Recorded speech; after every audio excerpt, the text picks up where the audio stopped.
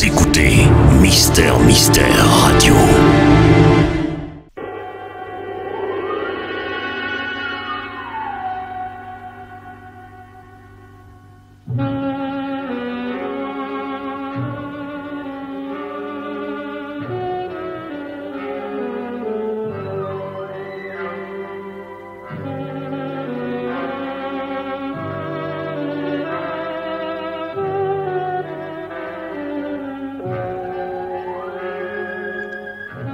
Pierre Billard vous présente l'anthologie du mystère.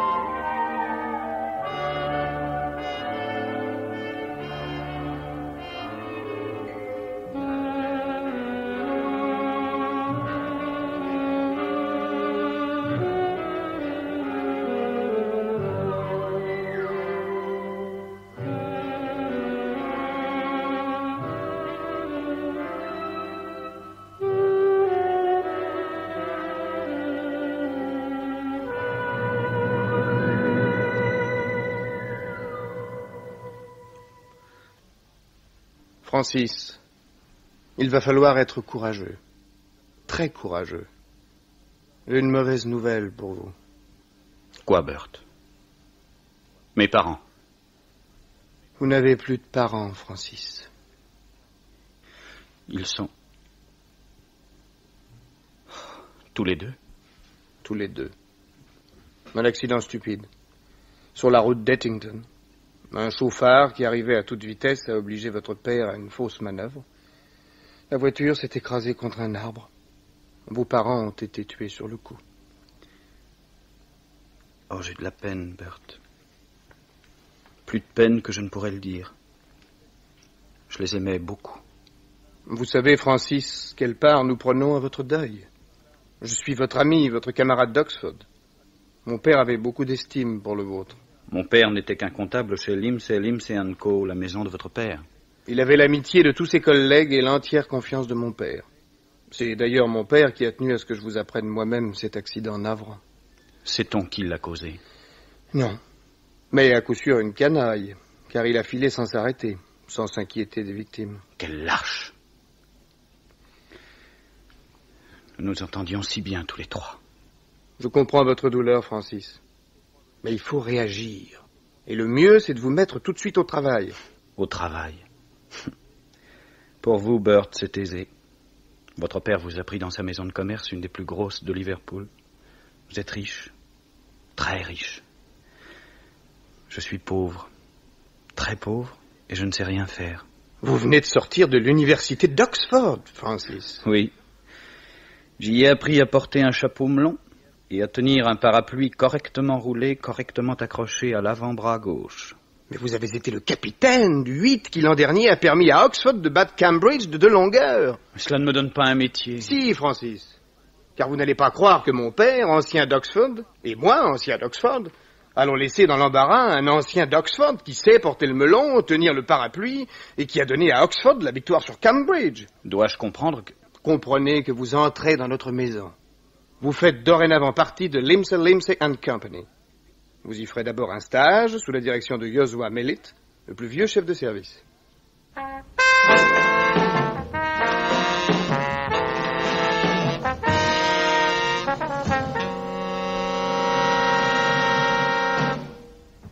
Croyez bien, monsieur Mellitt, que je suis très honoré d'avoir été confié à votre direction.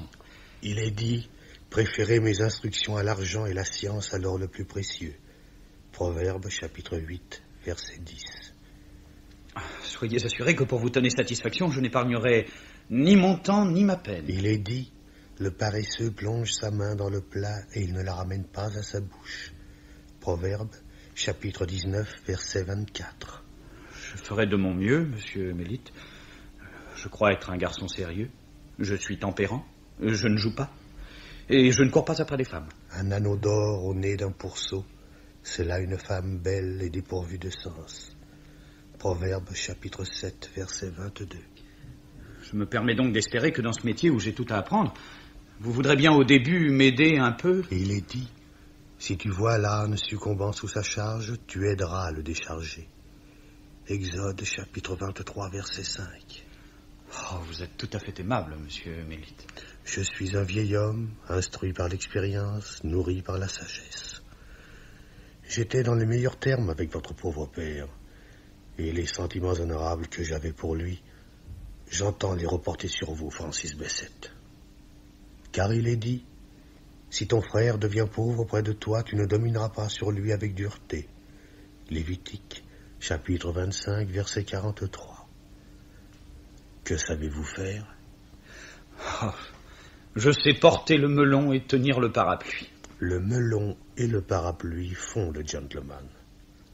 Soyez donc un gentleman, Francis Bessette, et parce que vous êtes un gentleman porteur du melon et du parapluie, n'oubliez jamais qu'il est écrit « Les lèvres de l'insensé se mêlent aux querelles, et sa bouche provoque les coups. » Proverbe, chapitre 18, verset 6.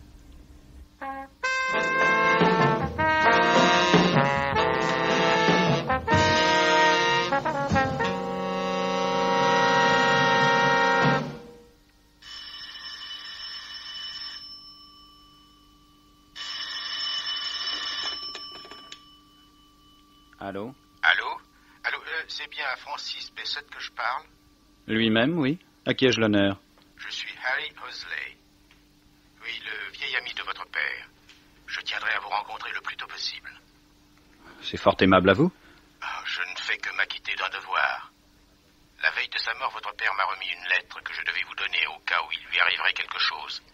La veille de sa mort? Oui. Mon père aurait donc eu la prémonition de son décès? Oh, c'est plus grave que cela, Francis Bessette. Votre père m'a révélé que le hasard l'avait mis au courant d'un secret périlleux et qu'il craignait pour sa vie au cas où les autres se rendraient compte qu'il savait. Les autres? Mais quels autres? Il ne me l'a pas confié, ni non plus quel était ce secret. Mais tout est dans la lettre. Et cette lettre? Oh, je la porte toujours sur moi. Venez la chercher dès que vous pourrez. Bien, voulez-vous demain? Le plus tôt sera le mieux. Je vous attends demain, à 3 heures. Et prenez garde à vous. À moi? Les assassins de vos parents n'hésiteront pas à vous faire disparaître si vous les gênez. Les assassins?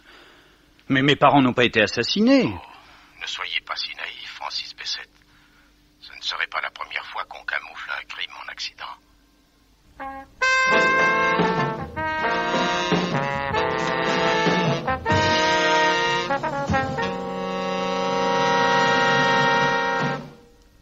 Alors, monsieur Bessette, qu'avez-vous fait? Alors, commissaire, je me suis rendu chez Harry Hosley comme il avait été convenu.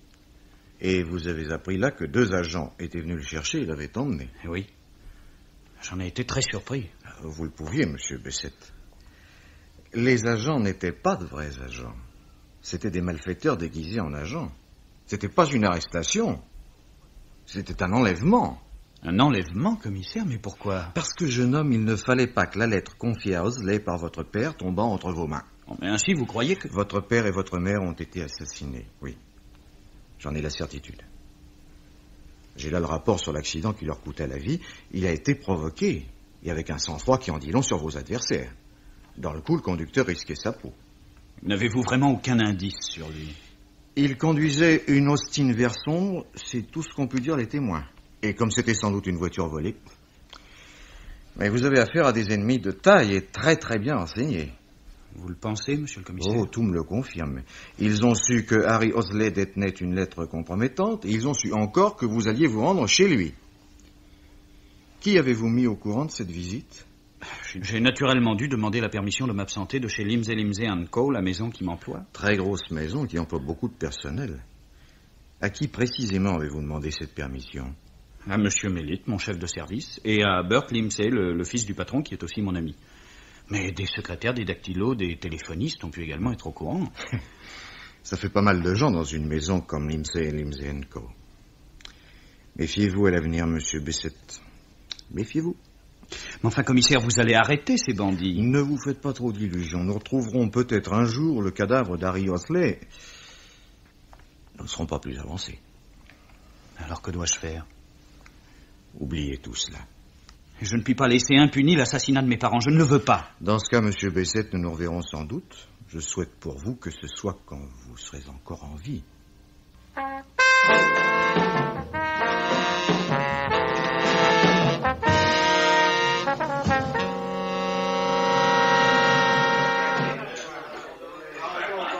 Miss. Ah, Miss, c'est merveilleux. Vraiment? Qu'est-ce qui est merveilleux? Mais tout est merveilleux, je suis si heureux. Tant mieux. Mais avez-vous remarqué une chose? Ici, c'est un restaurant. Un merveilleux restaurant. Et j'y suis pourtant entré par hasard. Quand on entre dans un restaurant, c'est généralement pour manger. Que dois-je vous servir? Ce que vous voudrez. Vous vous moquez de moi? Mais comment pouvez-vous le croire? Mais j'ai pas faim. Et comment pourrais-je avoir faim? Alors, un potage. Allons-y, un potage. Êtes-vous marié? Ma vie privée vous intéresse? Ah, elle me passionne. Écoutez, je n'ai ni mari ni fiancé. Je pèse 55 kilos, j'ai été vaccinée 2 fois contre la variole et je n'ai jamais été condamnée. Je m'appelle Maureen. Ça suffira comme ça? C'est formidable. Ce qui serait encore plus formidable, ce serait de me dire ce que vous prendrez après le potage. Ce qui vous fera plaisir. Bon.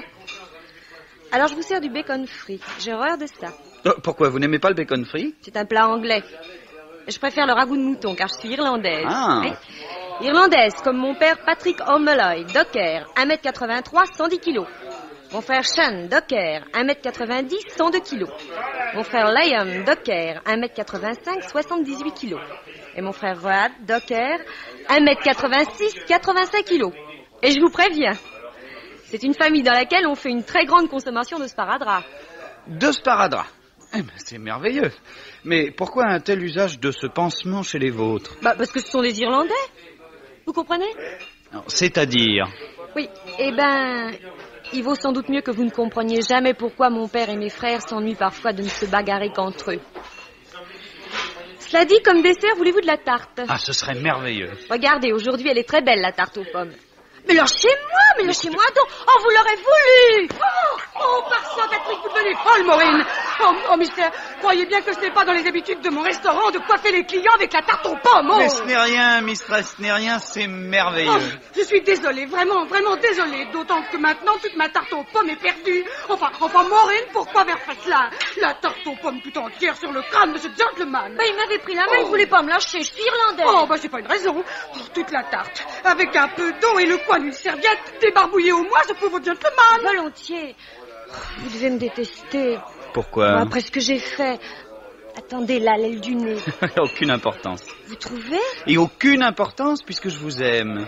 Comme ça, tout d'un coup. Eh ben oui, tout d'un coup. Et si vous vouliez... Si je voulais quoi? Ah, ne bougez pas le revers de votre veste. Si vous vouliez, nous pourrions nous revoir dimanche. Ah, vous savez, je suis un gentleman. Je sais. Vous avez le melon et le parapluie. Alors, Maureen, c'est oui? Je dis pas non. Mais tout de même, songez à ma famille et au sparadrap.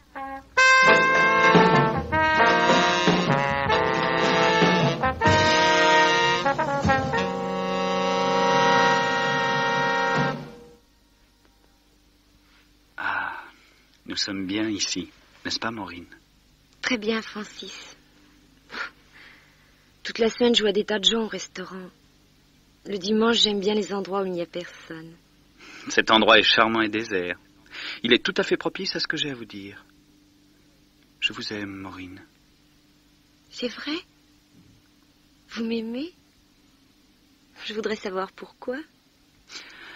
Oh, parce que vous êtes jolie, parce que vous êtes gracieuse. Vous avez dû raconter ça à bien des filles. Non. Avant vous, je n'ai aimé qu'une femme. Anne. Et ça vous est égal de la laisser tomber sans songer à son chagrin? Son chagrin? À qui? Et à cette Anne, à votre maîtresse. Je n'ai jamais eu de maîtresse. Et Anne est morte. Je vous demande pardon, Francis. Il y a longtemps?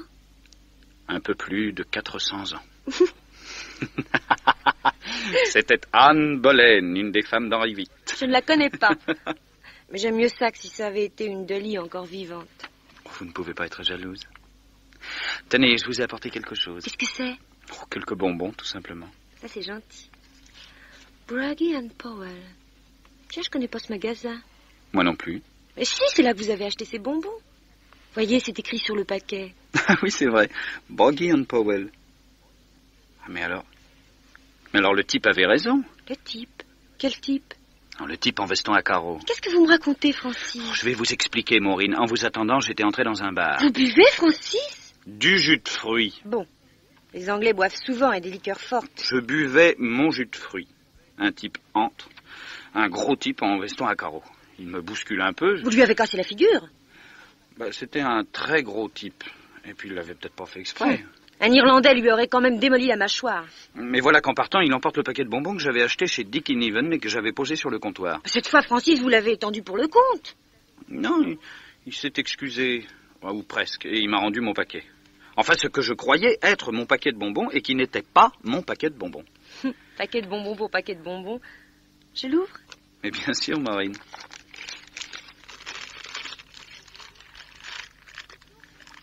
Mais dites donc, Francis, c'est une blague? Une blague? Oh, Maureen, croyez-vous que je puisse blaguer? Pourtant, regardez. Ce qu'il y a dans le paquet de bonbons, c'est une boîte en fer. Et dans la boîte en fer, du sucre en poudre. Du sucre en poudre? Ah non, n'y touchez pas, Maureen, attendez que j'y goûte. Bon, Maureen, je crois que nous voici dans une drôle d'histoire. Pourquoi? Félicitations, mon petit gars. Vous? Encore vous? Et ici? Avec votre veston à carreaux, je vous reconnais. Ouais, faudrait pas croire, petit, que je t'aurais laissé filer comme ça, hein. J'étais à peu près sûr de te retrouver par là. Pour des tourtereaux. Hein? C'est idéal. Puis alors, vrai pour ta pépé, hein, pardon. Alors là, hein, chapeau. Mais dites donc, gros tas. Ça ne vous dirait rien de faire un petit plongeon dans la rivière, histoire de vous rafraîchir les idées? Et c'est peut-être toi qui vas m'y envoyer, souris. Alors, je vous prie de vous exprimer plus correctement à l'égard de Miss O'Mulloy. Oh, Milord, faites excuses. Tout le monde ne peut pas être gentleman, hein? Bon, seulement assez de politesse comme ça. Allez, refile-moi la camelote. Enfin... Allez, ça va. Tout à l'heure, je n'ai rien pu dire. Il y avait trop de monde. Mais pour m'envoyer à la campagne, alors là, tu fais pas le poids, hein? Non, je te le dis, tu fais pas le poids, et je vais te le montrer. Savez-vous qu'il est arrivé que des poids plumes étendent des poids lourds bien au-delà de 10? Toi, la tordue, t'as un joli museau, mais ça pourrait devenir une tête à claque. Et de celles qui font saigner. Francis, si vous m'aimez, cassez tout de suite la figure à ce sale gorille.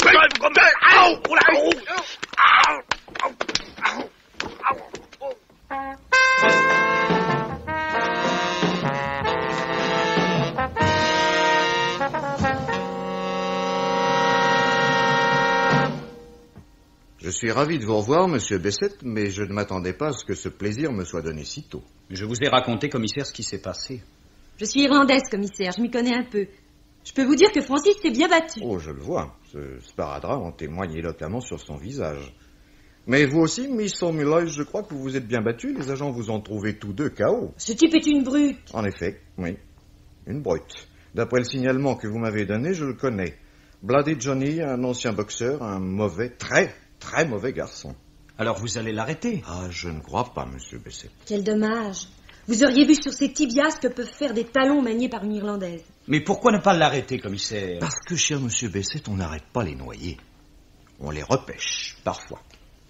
Vous pensez bien que ceux de sa bande ne pardonneront pas à Bloody Johnny de posséder avec de gros muscles une si petite tête et d'avoir commis une telle bévue. Quelle bévue? Celle de penser qu'il n'y avait pas de moyen plus efficace et plus discret que ces poings pour vous reprendre ce paquet de cocaïne, car c'était bien de la cocaïne qui était dans le paquet. Ah, je crois, oui. Au goût, c'était amer. Brian Powell est un magasin qui n'existe pas. C'est un nom que les trafiquants mettaient sur les paquets de drogue pour que ceux qui sont chargés de les transporter les reconnaissent. Vous vous êtes trompé de paquet, monsieur Bessette. Moi? Oui, vous. Et il faudrait savoir où. Voyons. Entre le moment où vous avez acheté les bonbons chez Dick Even et celui où vous êtes entré au bar, êtes-vous allé quelque part? Je suis allé dans une brasserie pour déjeuner.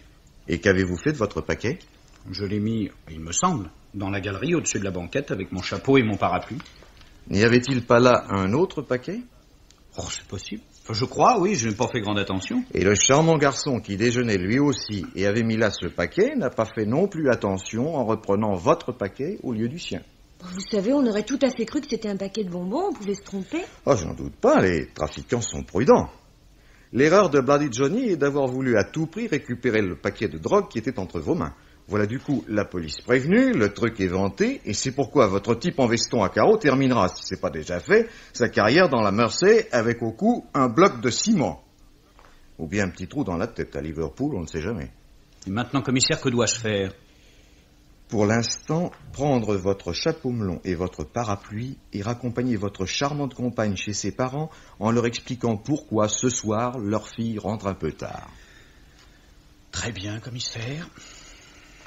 J'y vais. Vrai, Francis? Vous me reconduisez chez moi? Certainement, Maureen. Vous êtes merveilleux. Vraiment, Maureen? Mais n'oubliez pas, chérie, que pour l'instant, je ne vous vois que d'un œil.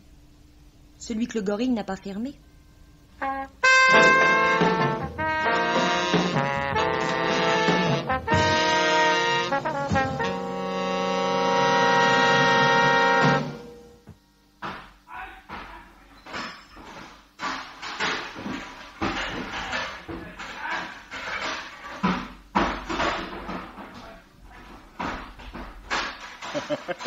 Moi, ce qui me plaît, brigadier, c'est que lorsqu'on est appelé pour remettre de l'ordre chez les Homoloy, et ça arrive souvent, il y a toujours du spectacle, et gratuitement. Ah oui, ce sont des durs, ces Irlandais. Le père, la mère, les fils, les brus, la fille, ils aiment tous la bagarre. Et c'est commode. Ils habitent au rez-de-chaussée. Alors avant d'intervenir, on peut regarder un peu. Oui, il vaut mieux les laisser se fatiguer un moment. Après, notre zone est plus facile. La brigadier, vous avez raison. Il faut pas trop s'y fier. La fatigue, ils ne connaissent pas beaucoup cela. Hein. Et ce soir, hein, ça va bon train. Oh là là, qu'est-ce qui se met. Ça en fera demain du sparadrap. Ça, il va être joli. Mais regardez-moi ça, brigadier.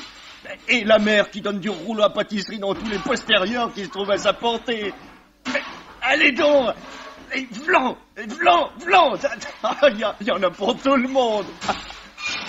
Et hop, le vaisselier en l'air. Notez qu'il n'y a pas de famille plus unique, ces gens-là. Ils s'aiment tous bien, mais voilà, ce sont des Irlandais. Mais dites donc, brigadier, ce soir, ils ont un invité. Un invité? Où voyez-vous un invité dans cette mêlée? Pas dans la mêlée, dans le buffet. Il est comment, encastré dans le buffet? Ah oui, je vois. Un type avec un melon et un parapluie. Et qu'est-ce qu'il vient fiche là-dedans? Pour le moment, il cherche surtout à se dégager du buffet. Là, ça y est, il est sorti. Oui. Oh non! Bon, le père Meloy le renvoie dans le buffet. Il garde tout de même son melon et son parapluie. Ça doit être un gentleman. Oh, un gentleman chez les Meloy. Ça me paraît bizarre, brigadier. Bon, je vais aller éclaircir ça. Très bien, brigadier. Mais attention, hein, la dernière fois, vous êtes bien entré par la porte qui était ouverte, mais aussitôt, vous êtes sorti par la fenêtre qui était fermée.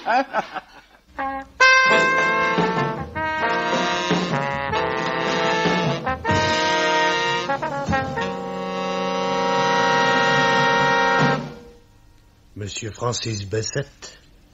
Monsieur Josué Mélite. Monsieur Francis Bessette, il est dit, les mouches mortes infectent l'huile du parfumeur. Ecclésiaste, chapitre 10, verset 1. C'est pourquoi je ne parfumerai pas mes reproches de l'huile de l'hypocrisie, monsieur Bessette. Je vous écoute, monsieur Mélite. Je vous demande donc, monsieur Bessette, si la maison Lumsden Company, qui est très honorablement connue sur la place de Liverpool, peut espérer vous voir venir en ses bureaux autrement que couvert d'un sparadrap si fourni qu'il ne laisse guère apercevoir votre figure humaine. Je suis moi-même désolé de l'aspect que me donne ce sparadrap, mais je crois que sans lui, mon aspect serait encore plus déplorable. Un accident, sans doute. Plutôt une succession fortuite d'événements aussi fâcheux qu'imprévisibles. Vraiment? Oui, d'abord une divergence d'opinion avec un gentleman en veston à carreaux, qui n'était pas vraiment un gentleman, au sujet d'un paquet de sucre en poudre, qui n'était pas vraiment du sucre en poudre. Il est dit, la pression du nez produit le sang et la pression de la colère produit des querelles. Proverbe, chapitre 30, verset 33. C'est ça. C'est ça, la pression brutale du nez sous le poing produit du sang. Exact. Et puis il y a une petite réception chez ma future belle famille. Oui, les parents d'une jeune Irlandaise que je désire épouser. Il est dit, pourquoi mon fils serais-tu épris d'une étrangère et embrasserais-tu le sein d'une inconnue? Proverbe, chapitre 5, verset 20. Écoutez, monsieur Mélite, il est dit, Certes, je suis plus stupide que personne, Proverbe, chapitre 30, verset 2.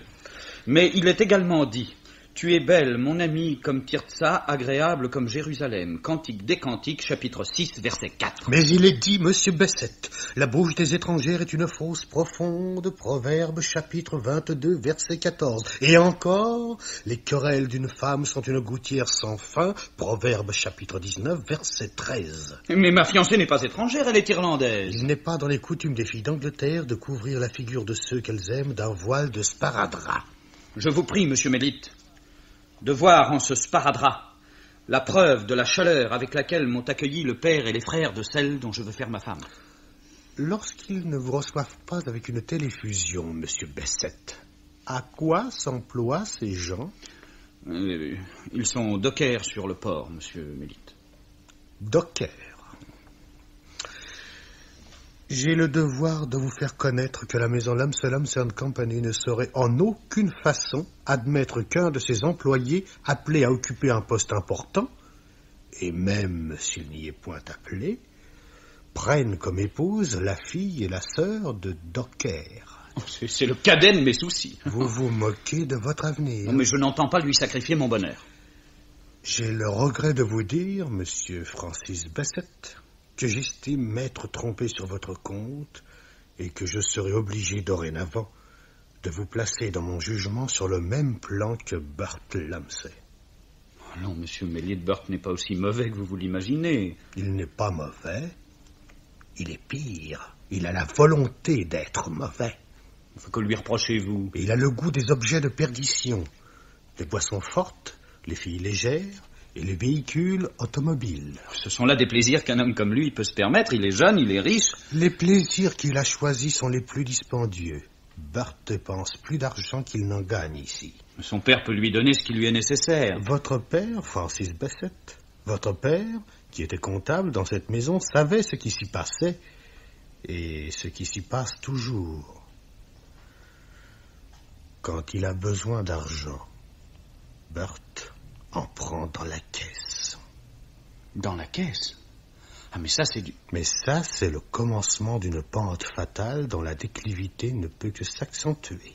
Vraiment, vous croyez que Burt... Je sais que les besoins d'argent de Burt Lumsey sont énormes.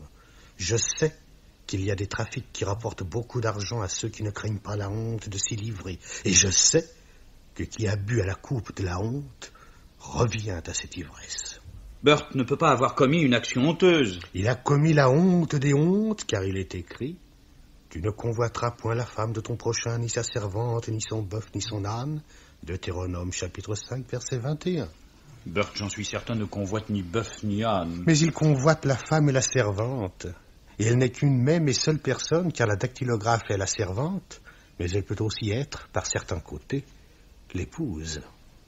Vous voulez insinuer que Sarah Colson... Cette fille qui est belle de forme, agréable de visage, qui porte le feu dans ses cheveux et l'enfer dans ses yeux... Et qui zozote terriblement. Cette Sarah Colson, étant dactylographe, est la servante de M. Lumsey, le père, et elle lui est, par certains côtés, épouse, car M. Lumsey est veuf, et la chair est faible. Et Burt... Burt entoure cette fille de sa concupiscence, et cette concupiscence la conduit dans la voie maudite des dépenses inconsidérées, voie qui est d'abord bordée de créanciers et d'âpres prêteurs, puis de gens sans aveu et de criminels, ce qui conduit aux gestes les plus inconsidérés. Mais se peut-il que Burt aime les automobiles dont le moteur est puissant et la vitesse élevée? Eh bien, monsieur Bessette, Burt vient de vendre sa voiture, sa belle Austin vert sombre.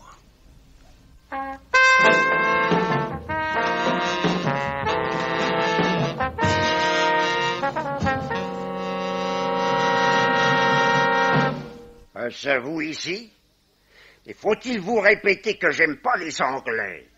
Même avec le chapeau melon et le parapluie roulé. Mais monsieur O'Mulloy, ce qui m'amène chez vous, c'est... Je sais ce qui vous amène chez moi, monsieur Francis Bessette. Comme ça, à l'improviste et sans me prévenir. Sinon, j'aurais peut-être mis mon costume propre. Et ça n'aurait rien changé à la chose. Là n'est pas la question. En effet. La question est de savoir si ce sera mon fils Shan, mon fils Liam ou mon fils Ruad qui va vous catapulter dans le buffet. Monsieur O'Mulloy. Mais je crois que je le ferai plutôt moi-même. Parce que c'est un buffet tout neuf que je viens d'acheter. L'autre était tout à fait hors d'usage. Je vous en prie, monsieur O'Mulloy. Et je vais vous y faire entrer comme l'autre jour avec le melon et le parapluie. Si vous y tenez. Mais d'abord, écoutez-moi. J'ai rien à écouter. Et comme les Irlandais préfèrent les actes aux paroles... On a enlevé Maureen. Que dites-vous? Je dis qu'on a enlevé Maureen. Enlevé Maureen? Qui ça? Des Anglais, bien sûr. Je ne sais pas, moi. Alors comment savez-vous qu'on a enlevé ma fille? Je vais vous le dire. Un coup de téléphone. De qui? Je ne sais pas. Oh, vous autres Anglais, vous ne savez jamais rien. Que vous apprenez-il ce coup de téléphone? L'individu qui me téléphonait m'a simplement dit « Miss O'Mulloy est entre nos mains.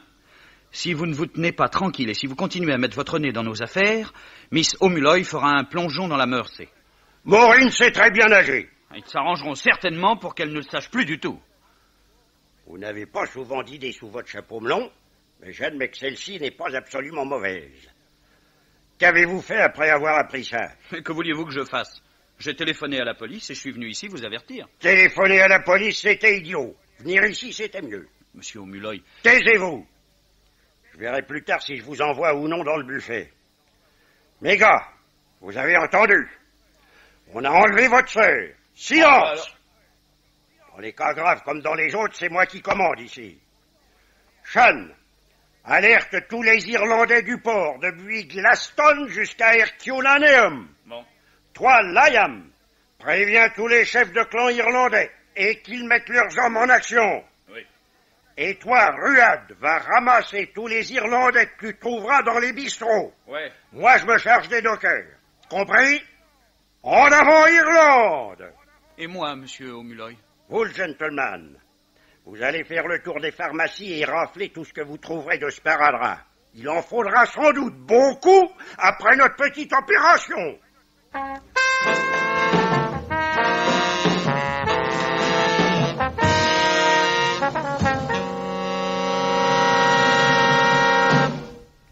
Je regrette un peu, monsieur Bessette, que vous ayez fait appel au secours des Irlandais et que vous n'ayez pas fait plus confiance à la police. Nous avons aussi d'excellentes méthodes.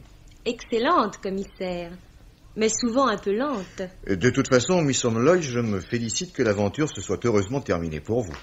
Enfin, du moins provisoirement. Vous êtes trop aimable, commissaire. Mais je vous avoue préférer me trouver dans le fauteuil de votre bureau que bâillonné et ficelé comme un saucisson sur la paille pourrie du vieil entrepôt de Pleasant Street. Je vous comprends, Miss O'Mulloy, mais puis-je vous demander comment fut si vite découvert l'endroit où vous étiez séquestré? C'est très simple. Mon père a alerté tous les Irlandais de Liverpool. Ah, évidemment, ça fait du monde. Un Irlandais avait remarqué dans la journée que 2 femmes entraient dans l'entrepôt de Pleasant Street et qu'une seule en sortait. Ça lui a paru bizarre. Mm-hmm. Des femmes dans les entrepôts, ça se voit pas souvent. Il a fait savoir ça. Mon père et mes frères se sont rendus à l'entrepôt. Maureen omet de vous dire, commissaire, que je les accompagnais. Ah, je m'explique, monsieur Bessette, pourquoi votre nez est orné d'un morceau de sparadrap. C'est-à-dire que c'est une erreur. Oui, vous comprenez, dans l'obscurité, un coup de poing de Liam ou bien de Ruad, on ne sait pas. Ce sont des choses qui arrivent dans les bagarres. Oh, commissaire, mon père le regrette assez. Il n'y a pas eu de bagarre. Pas de bagarre? Non, il n'y avait qu'un seul homme pour me garder. Ah, parfait. Parfait, voilà un gaillard auquel nous pourrons demander quelques éclaircissements. Ah ben certainement pas, commissaire. Et pourquoi? Pour la bonne raison qu'il est mort. Mort? Oui, un petit coup de clé à molette que mon frère Sean tenait à la main. Il faut dire que le bonhomme menaçait mon père de son revolver. Dommage. Mais vous m'avez dit que 2 femmes étaient entrées dans l'entrepôt. L'une, c'était vous, Miss O'Mulloy. Bien sûr. Mais l'autre?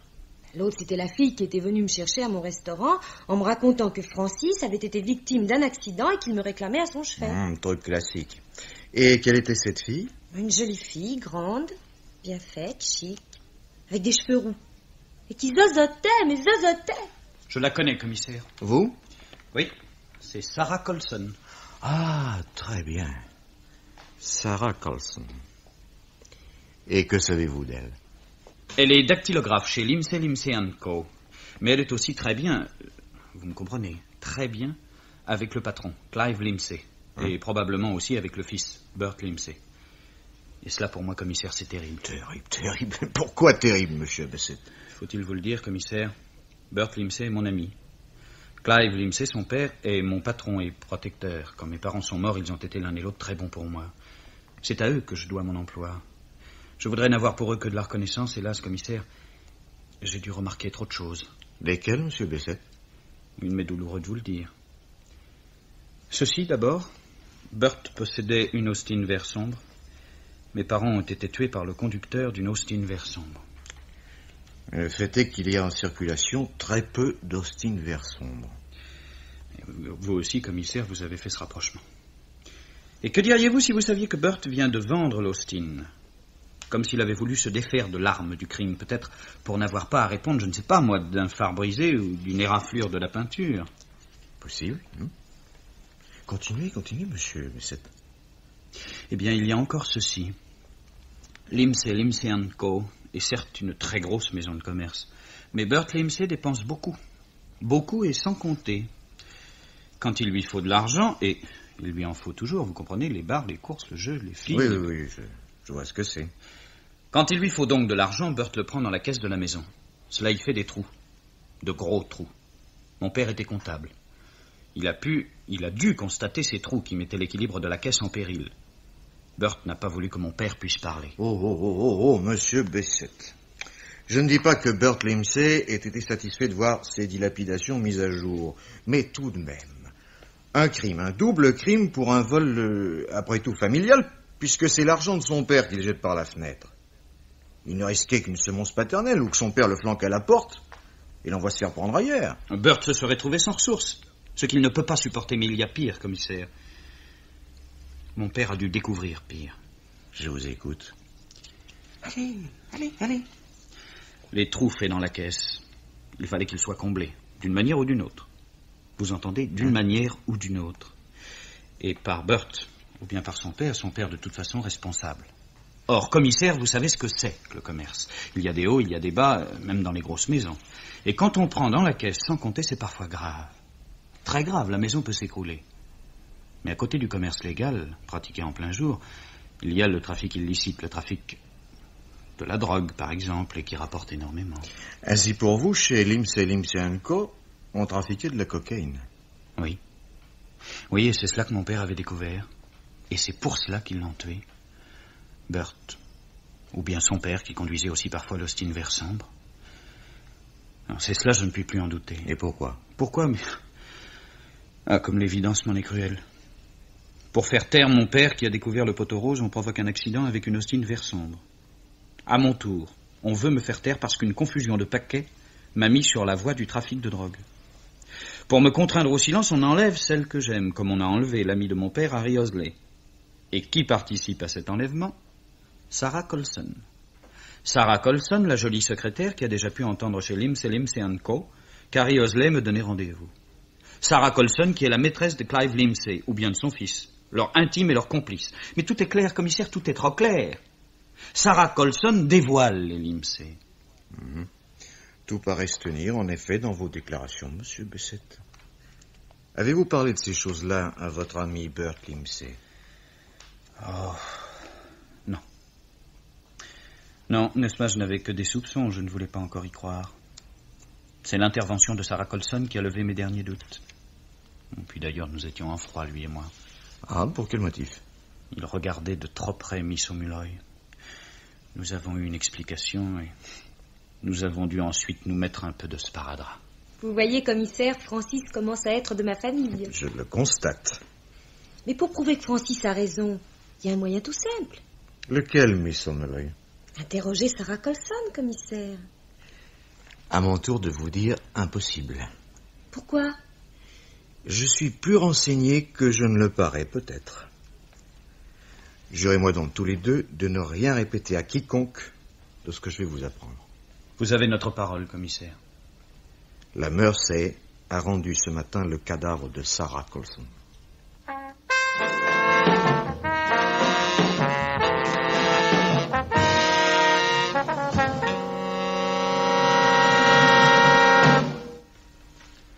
Eh bien, mais c'est charmant. Évidemment, le bureau d'un commissaire de police peut vous paraître un lieu étrange pour célébrer des fiançailles. Mais après tous ces événements, je me sens un peu des vôtres. Bon, tout le monde est là. De ce côté, le fiancé, M. Francis Bussett. Vous, M. Clive Limsey, son patron. Vous, M. Burt Limsey, son ami. Et vous, M. Joshua Mellett, son mentor. Et de l'autre, la fiancée, Miss Maureen O'Malloy, sa mère, ses 3 frères, et vous, son père, Patrick O'Malloy. Je tiens à faire une déclaration. Si je donne mon consentement au mariage de Maureen avec le gentleman au chapeau melon, c'est pour réparer une erreur de jeunesse. Vraiment, M. O'Malloy? Oui. Un jour, il y a quelque chose comme 30 ans, j'ai vu une femme qui allait rouler sous un tramway. Et elle y passerait, hein, si je l'avais pas prise dans mes bras au dernier moment. J'étais jeune. Comme elle était dans mes bras, je l'ai gardée. Et je l'ai épousée. Et c'est alors que je me suis aperçu que c'était une Anglaise. Non. Oui, une Anglaise. Trop tard, c'était fait. Ça n'empêche pas qu'elle m'a rendu heureux. Et que nous formons l'Anglaise, mes gars, ma fille, et moi, une famille unie. Unie et paisible. Et je casserai la figure à qui dira le contraire, hein? Seulement, à la réflexion, puisque j'ai pris une fille à l'Angleterre, je trouve juste que je lui en rende une. C'est très juste, monsieur O'Malloy, je vous félicite de votre probité.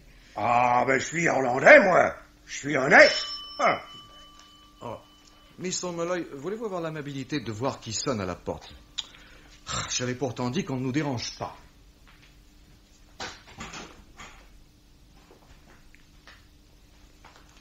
Monsieur le commissaire, c'est Sarah Colson qui demande... Comment? Mais ce n'est pas vrai, ça ne peut pas être Sarah Colson. Et comment le savez-vous, monsieur Mellett? Parce que... Haut les mains, monsieur Mellett. Et restez tranquille. Au nom de la loi, je vous arrête. Mais qu'est-ce que ça veut dire? Ça veut dire, monsieur Burt Limsey, que monsieur Joshua Mellett a sans doute peur des fantômes. Il sait en effet que Sarah Colson ne peut pas sonner à ma porte, et il ne peut le savoir que parce qu'il l'a jetée dans la Mersey. J'ai été stupide et sans intelligence. Psaume, chapitre 73, verset... Oh, trêve à vos sentences, Joshua Mellett. Votre masque est déchiré par vous-même. Vous avez tué Sarah Colson comme tué ou fait tuer Bloody Johnny, l'imbécile, Harry Osley qui possédait une lettre compromettante, et Maud et Bill Bessett en se servant de votre propre voiture, monsieur Limsey. Oh, la Austin que je viens de vendre pour acheter une Jaguar qui est plus rapide. C'était un cadeau de mon père. Cette Austin vert sombre qui a permis à Joshua Mellett, avec quelques autres calomnies, d'aiguiller les soupçons sur vous et sur votre père. Et il a tué Maud et Bill Bessett parce que Bill Bessett avait découvert ce qu'il est. À la firme Limsey Co., un vieux chef de service plein de sagesse et riche de sentences. À l'enseigne Broggie & Powell, le chef d'une bande de trafiquants de cocaïne, car il lui fallait de l'argent, beaucoup d'argent, pour satisfaire les exigences de sa jolie maîtresse, Sarah Colson. Pourtant, il l'a tué. Il l'a tué. Comme pris dans l'engrenage, il a tué tous ceux qui pouvaient le dénoncer. Je soupçonnais le double jeu du bonhomme. Dans les bas-fonds qu'il lui fallait bien fréquenter, parfois on l'appelle le pasteur. Et Sarah était un peu trop visible à ses côtés. Mais il me fallait son aveu. J'ai imaginé cette mise en scène dont je vous prie de m'excuser. Joshua Mellett est tombé dans le piège. Alors merci, Miss O'Malloy, vous avez très bien joué votre rôle. C'était pas difficile. J'ai fait ce que vous m'avez dit de faire, commissaire. Vous voyez que nos méthodes anglaises ont aussi parfois du bon, Miss O'Malloy. Alors, Joshua Mellett, donnez-moi vos poignets que j'y passe les menottes. Je vous demande pardon, monsieur le commissaire. Il y a quelque chose qui me ferait bien plaisir auparavant. Et quoi donc, monsieur O'Malloy? C'est de casser un peu la gueule à cet Anglais de Joshua Mellett. Allons, monsieur O'Malloy. Vous voyez bien que Joshua Mellett n'a pas une tête à portée du spade.